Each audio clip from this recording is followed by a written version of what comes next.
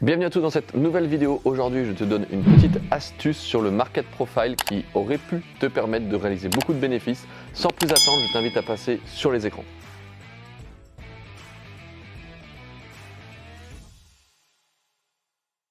Comme tu dois le savoir, pour réaliser des bons trades, il faut toujours justement se préparer.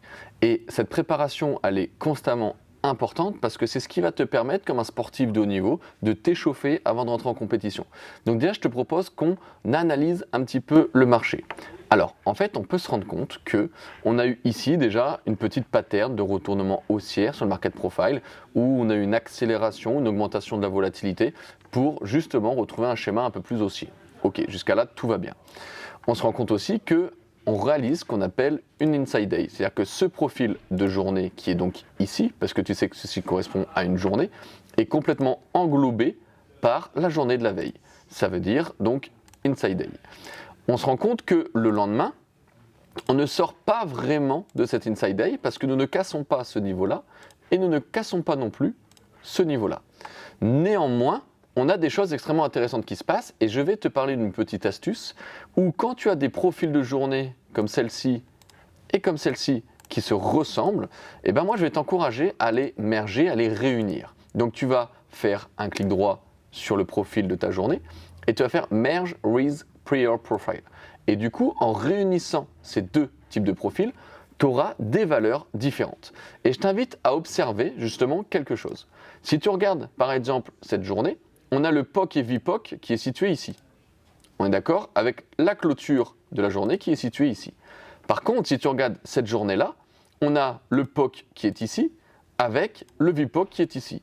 Donc en fait, on se rend compte qu'on a des références, parce que tu sais, quand on est trader, on va rechercher des références. On a des références qui ne sont pas situées au même endroit et qui du coup sont un petit peu moins évidentes finalement à traiter. Par contre, regarde qu'est-ce qui va se passer. Si je réunis ces deux journées, comme par magie, on va se rendre compte que le POC, le VPOC, la clôture de la veille, tout est situé à un même point à plus ou moins 5 ticks près. Donc, fort finalement de cette analyse, on peut se dire que nous avons donc une inside day, donc on s'attend finalement à un moment donné à avoir un peu une augmentation de la volatilité, mais surtout lors de cette journée, on va s'attendre que ce point-là soit décisif parce que ça peut être un niveau effectivement très important pour les opérateurs acheteurs ou les opérateurs vendeurs. D'autant plus que, donc, imagine-toi, on est donc au début de notre journée, la nuit, on va faire comme ça, on va la faire autrement.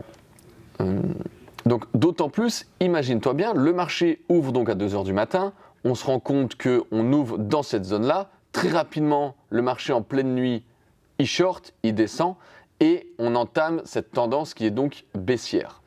D'autant plus que si tu prends aussi un petit peu de recul, regarde le market profile, on peut largement se rendre compte qu'on avait la création d'un M. Regarde, je vais te le mettre en un peu plus évident pour que tu puisses t'en rendre compte. Regarde, hop là, et hop là.